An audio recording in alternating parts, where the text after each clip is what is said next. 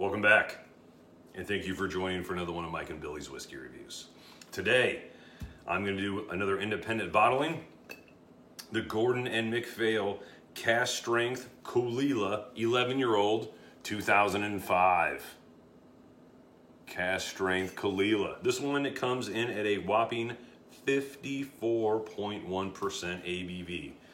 108.2 proof, I believe. My math is wrong, let me know. I'm pretty good at math. I'm an American. So, let me tell you a little bit about this one. Gordon MacPhail's independent bottler. I've had plenty of good Gordon MacPhail's. I recently just bought a Cadenhead, another independent bottler. I'm trying to branch out, expand my whiskey tastings to a few of these independent bottlers. And this particular one was given to me by my good friend Keith. You guys know him at the Malted Man Cave, so go ahead and check him out over there.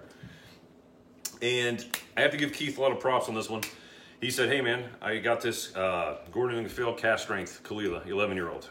And also one of my subscribers, Welsh Toro, was telling me how good of a whiskey this was with no solicitation about me doing the whiskey or the fact that I just got it. So Welsh was talking about it and Keith just dropped it off to me. And I gotta tell you, the first thing I thought is, I'm not a big fan of Caol Ila. I've had the 18, I've had the, what was the other one I had? The 15 unpeated, and the 12-year-old, and they weren't bad whiskeys, they just really didn't do anything for me. Man, but then I tried this thing, and like with most whiskeys, if it's cask strength, it's probably good. So, again, Gordon and MacPhail made this in 2005. It's aged only 11 years. From what I've been able to find about it, they took four first fill sherry butts, aged this whiskey, and came out with a few different batch variations, but always the 11-year-old. And I believe they were all distilled in 2005.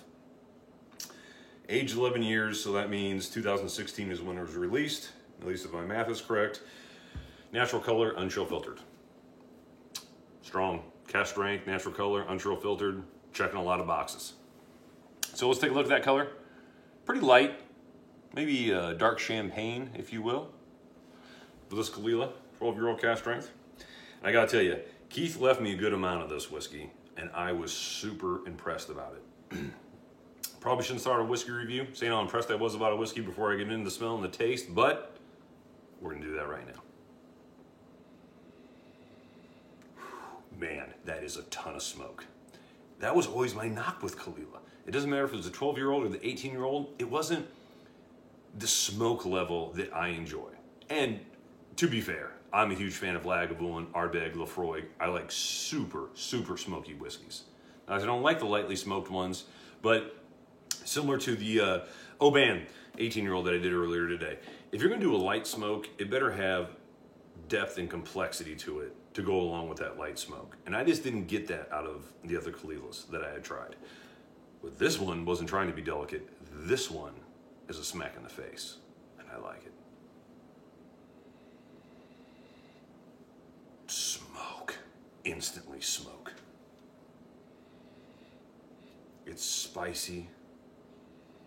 It's got orchard fruits. Red apple, the red apple peel, the red apple with hot caramel on top of it, and cinnamon lit on fire with red hots and bad intentions.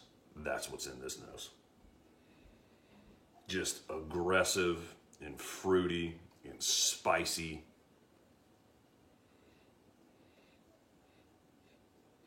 Almost at first, it wants to push your nose out of the glass. But it says, no, just kidding. Come on back in.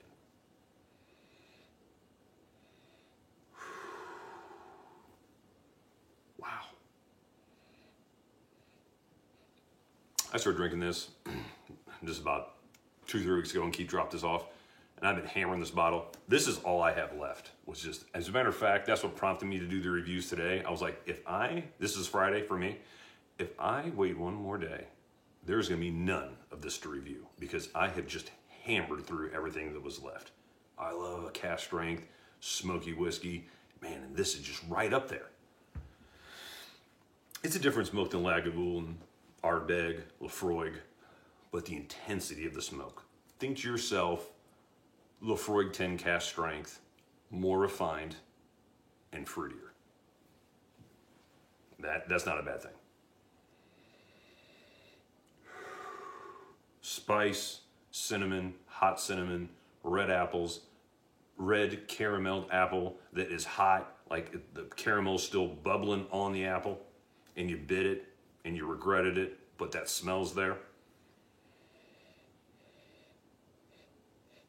None of the brininess in the other Kahlils, which I can take or leave.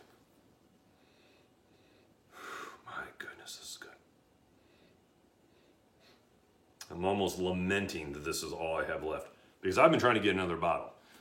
I can get other bottles, but it's super expensive, and for the ones who actually ship to Columbus, Ohio. So if any of you are in Columbus, Ohio, you know where I can pick up another one of these bottles, let me know. I've called the Party Source in Bellevue, Kentucky. I've called a few people. I really went hard after this bottle, after Keith gave me the rest of this. And Keith, why would you give me this? Probably because you know I'd love it, but why don't you love it? I wouldn't have given this to you. I wonder, my friend, if you remember when I told you I was going to give you that Balvenie Ton 1509, and I was like, man, it was too good, I couldn't give you any. That's how I would have felt about this particular one, Keith. But hey, I'm glad you did, man. I'm just telling you I wouldn't have. But this is fantastic. First sip time.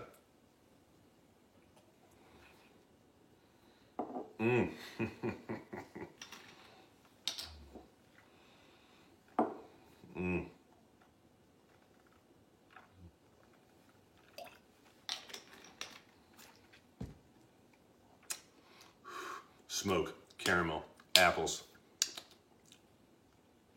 Oh. And then after you swallow and exhale, ash. I'm talking chimney smoke ash as you exhale. The apple's there, the cinnamon's there, the red hot is there, all of it is there. But then when you swallow, this beautiful ash note comes out. And I understand that may not sound great, ashy, but it is. It's great. It's the best ash note I've ever had in a whiskey. Ever. Whew. Man, that is so good. Whew. And then a little bit of salt at the end. Not a lot of salt. It's just a little dash on your eggs. I'm not a huge salt guy on my food. But you know, if you're having some eggs, you got some cheese in the eggs, yeah, a little bit of pepper, dash of salt. Just a dash of saltiness.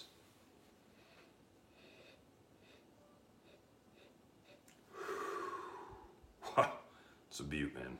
It is a beaut. All right, so I added a little bit of water to this. Right before I took the last sip, I said first sip time. Sadly, this is last sip time, so I kind of want to savor it a little bit. So if we get a little long-winded and nostalgic, forgive me. All right, now with water, it's not as smoky. And I like that big smoke punch. But, its spice is richer. That red apple's right there. Forget that whole apple, that red apple peel is there. Red apple peel with red hots and a little bit of caramel on top. It's like you laid out the peel flat, put a little melted caramel on top for some stickiness, threw on the red hots, and ate it. That's what it is.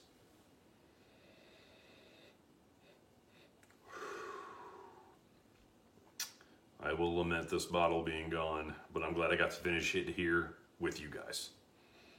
Toro, you're right, my friend. This one is a dynamite. All right, last drink time.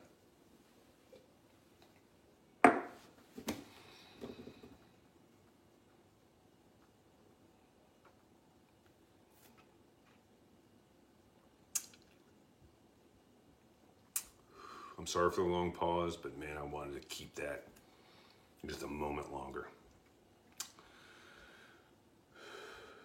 The water may have knocked some of the smoke off of the nose. It didn't knock any off the palate. That palate is near perfect for a smoky whiskey.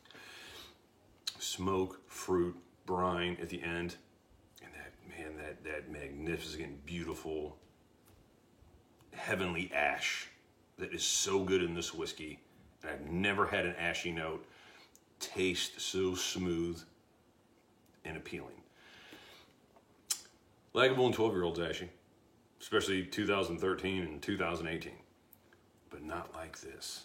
This is a refined, rich ash that is just like almost like a rich volcanic ash that afterwards going to grow something out of the ground because it's so rich and full.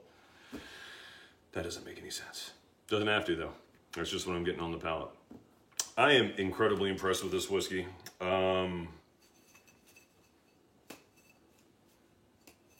91, 92 out of 100, something like that. 91.5, I'm going to go with that. 91.5. Nah, it's 92. I like it that much. This is 92 out of 100. My good buddy Keith gave it to me with, about a third of the bottle left or so. Really got a chance to sit down and enjoy it. And from my first sip, I was blown away. And every time I went there afterwards, I was blown away. To the last drop I just had right there, I was so impressed with this bottle and so sad it's gone. But I got to tell you, I'm glad I got to share it with you guys. I'm just going to call it a 92 out of 100. One of the better whiskeys that I've reviewed in 2019, being that it's only the third. But it would hold up well against any whiskey that I've had. Really enjoyable whiskey. If you like peated whiskey, try this Caol Ila. If you are a Caol Ila fan, don't expect your usual experience. Expect something far richer, stronger, and possibly more than what you could possibly bet off more than you could chew on this one if you're not used to cask strength whiskeys and heavily peated whiskeys. I love it. Caol Ila should do something like this on a regular basis. They shouldn't leave it up to Gordon and MacPhail to hit their sweet spot as far as a taste profile. At least that's my opinion. Take it for what it's worth. Obviously, I'm not a malt master. No one pays me for my opinion. But if you value my opinion and you like smoky whiskeys, give this one a try. 92 out of 100. I want to once again thank you for joining for another one of Mike and Billy's whiskey reviews. It's 2019, so new year, more whiskey reviews. I look forward to seeing you guys in the comments section. Until then, happy drinking.